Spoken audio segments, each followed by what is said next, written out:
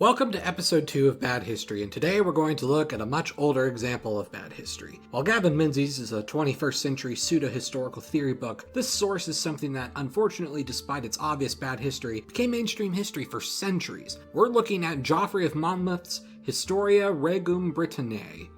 Britannia, I'm not good at Latin. Translated as The History of the Kings of Britain. So let's get some things out of the way first. I already said I don't know Latin enough to read an entire book on it, and I certainly don't have a physical copy of something from medieval times with me. But I did find a translated PDF of it in English online, which I'll link in the description if you want to read it. However, I wouldn't say that matters because this work has been examined and debunked on several occasions for so long that it's safe to bet to not worry about that factor in case of any awkward translation issues. One of the things we have to deal with when it comes to history is that more often than not, the older the source is, the less accurate it is likely to be. Mainly because the sources are possibly around before academia was even a thing, or at least any system that ensures credibility by demanding citations and things like that. You also had some things that were accepted in general society and put into history that by today we know is objectively false. For example, there are old historical accounts of someone slaying a dragon or another mythological figure that we know didn't actually exist, but would be believed and taught by people at the time to have existed because of those accounts. If you look at the ancient history of a civilization, you'll find quite often that dates also become fuzzier. Accounts are either simpler or so grandiose that the person is apparently a deity, a demigod, and solely responsible for the entire people of his nation. So obviously when you see this, you have two possibilities. Number one, he or she does not exist and is completely made up to make the country's history look better. Possibility 2. He or she did exist, but it was heavily exaggerated in their accomplishments, so it's better to be very cautious when reading accounts of that person. Monmouth's work has one of the biggest examples of this sort of thing all the time, but we'll pull that sword out of the stone when we get there. Ultimately, this text goes over the history of the kings of Britain, but here's an important set of details that I need to point out. At the time this text is written, roughly around 1136, there is no United Kingdom of Great Britain and Northern Ireland. Remember, Great Britain is technically the name of the island, not the country. That's where it comes from. And the reason why the UK is often exchangeable with Britain is because the Union of Scotland and England united the island of Great Britain. The name even has a nice ring to it. After all, the United Kingdom Empire doesn't quite sound as nice as the British Empire. In 1136, there's England, Scotland, and 2 Welsh kingdoms. So why would they refer to this history book as History of the Kings of Britain? Because in this case, the kings of Britain are not the kings of the island of Great Britain, but rather King of the Britons. The Britons is the name given to the Celtic groups that spoke the Brittonic languages, so basically all of the Celtic areas in England and Wales and southern Scotland. But still different than the Gaelic Celts, who include the Irish and Scottish, and then there's also the Picts, which sadly no one cares much about, but they were there. The point is, though, this historical work is supposed to tell the story of the Celtic Britons and actually has nothing to do with the history of the English. Well, at least not until the end, but we'll get there. Monmouth's book is divided into 12 subbooks, kind of like chapters or volumes, but they sound more important. We'll briefly go over each of the 12 books, but first, the introduction. In the introduction, Monmouth states that he simply couldn't find information on everything, but that the world deserves to know of these men's great deeds. So he's actually doing a good thing here objectively. He's admitting his limitations and still expressing a desire to bring the history to the limelight. You gotta admire that, right? He then goes on to say that most of his information was from his friend Walter, who was at Oxford. Walter gave him, and I quote, a very ancient book in the British tongue, which he would go on to translate into Latin. Well, it's nice to know how vaguely he cites his sources, but again, this is medieval times, so academic standards are lacking, and frankly, this is better than nothing. But it adds to how faulty most of this book's content is. He then thanked his friends but Walter and Robert are pretty boring names for medieval standards. Where are all the cool names? Anyway, he thanked his buddies for helping him out, and then he started the rest of the book. Book 1 starts with a man named Brutus. No, not that Brutus, the other one. This Brutus is a legendary figure who is a descendant of the legendary hero Aeneas, so already we're delving into the mythology here. He and his rescued slave buddies basically go on several adventures after he gets a dream from Diana to find an island out west. He eventually settled in Great Britain, where he is declared the first King of the Britons, and named the place Britain after himself. He also supposedly founded a city called Troia Nova, which is supposed to be the predecessor of modern-day London. So already we're off to a wonderful start here. In book 2, Brutus dies, and he has 3 sons, so of course they divide the kingdom. Now, can anyone guess in what way the island of Great Britain was divided into 3 parts?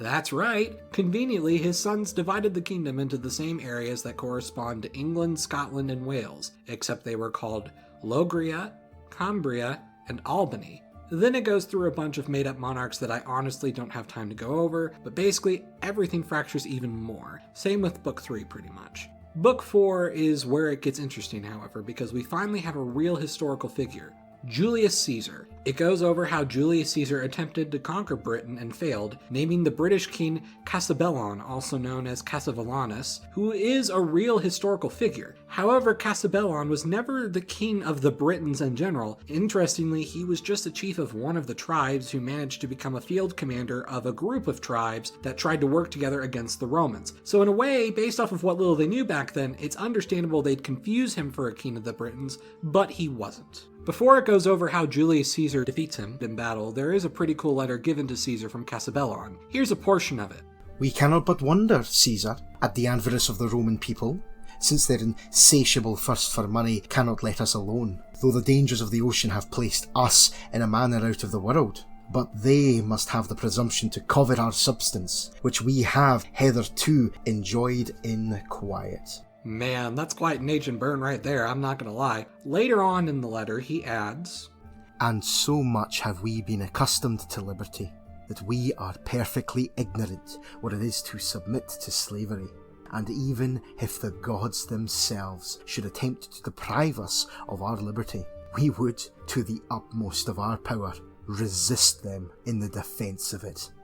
This is epic enough to be in a movie, but it's also fake. But hey, Hollywood should work on a movie based around this once they get tired of remaking franchises over and over again anyway. I mean, why not? I'd watch it. Book 4, meanwhile, ends with the Romans eventually coming back and conquering the island under Claudius. Then it mentions something interesting about a guy named Conan Meriadoc,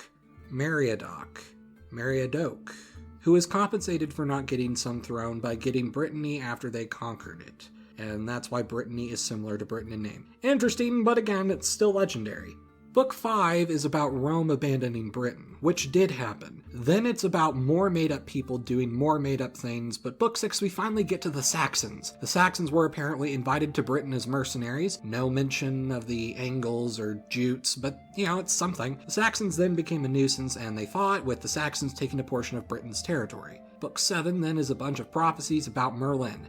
Yes, Merlin, the fictional wizard. So, as you can imagine, we're now at the fun part of the work. In Book 8, there are two brothers fighting over Britain named Vortigern and Uther. Now those are cool medieval names. Anyway, Merlin kind of goes back and forth supporting both until he sees a comet that looks like a dragon's head, and he interprets this as a sign that Uther will win, so he stays on his side. Uther would in fact win and become the father of King Arthur.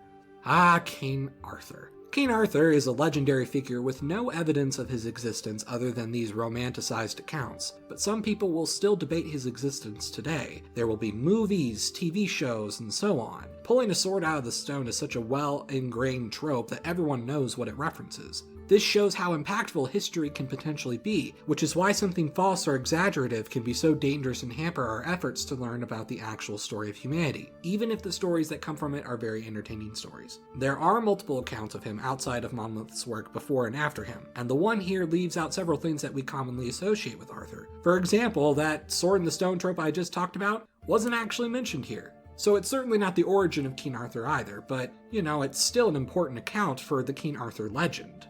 What Arthur does do in this story is get the throne from his father by inheritance at the beginning of Book 9. Kind of boring, but okay. He then defeats the Saxons in battle so hard they leave Britain alone, and it gives a kill count of 470 Saxons. The Saxons then become his tributaries, and there's a really bizarre chapter coming up. In this short chapter, Arthur compliments a random pond. That's it. Seriously. I know. Book 9, Chapter 7. Look it up. He just compliments a pond. Then Chapter 10 in the same book, Arthur manages to conquer Ireland completely. Then he decided to leave the Picts and Scots alone and then make another voyage to conquer Iceland. Why not? Then apparently the Orkney Islands and the island of Gotland, all the way next to Sweden, voluntarily submitted to Arthur out of fear and became tributaries. So according to this piece, this would essentially be the map of King Arthur's Kingdom of Britain. Obviously none of this happened, but wow if it isn't ambitious. But if you think that's wild, chapter 11 is even wilder. Europe is afraid of King Arthur, and Arthur was so delighted at that he made a plan to conquer all of Europe. No, really, that's the actual wording. So here are the places that Arthur conquers in chapter 11. He conquers Norway, Denmark, and Gaul, which is supposed to still be under Roman control, which makes the timeline really confusing since most people associate King Arthur with like post-fall of Western Rome medieval times. But I mean, the whole thing's made up, so it really doesn't matter. But it does mention Emperor Leo, so I guess it's supposed to be in the 460s? Okay, he conquers Gaul from Rome and then eventually decides that's good enough and abandons all of these mainland European conquests to some buddies of his and then heads back home. Like, this is almost as hilarious as Ancient Lich. No, we're saving that for a future episode. The final book, of course, has King Arthur die and the Anglo-Saxons win to form England, thus concluding the supposed history of the kings of Britain. So this source is so bad for so many reasons, but at the same time, it's a medieval source, so what did you expect? But also at the same time though, this bad source was so influential. It may not have invented King Arthur, but it certainly evolved him and kept his legend alive. It turned him from a pure myth to I don't know, maybe he existed, for multiple centuries. But for purposes of actual history, it's just an entertaining story. I'm Emperor Tigerstar, and I'll see you all next time. Thank you all for watching. I hope you liked the video, and if you did, I hope that you will also subscribe. And if you really like this content and want to see more, you can help support this channel by donating to my Patreon. All support is greatly appreciated.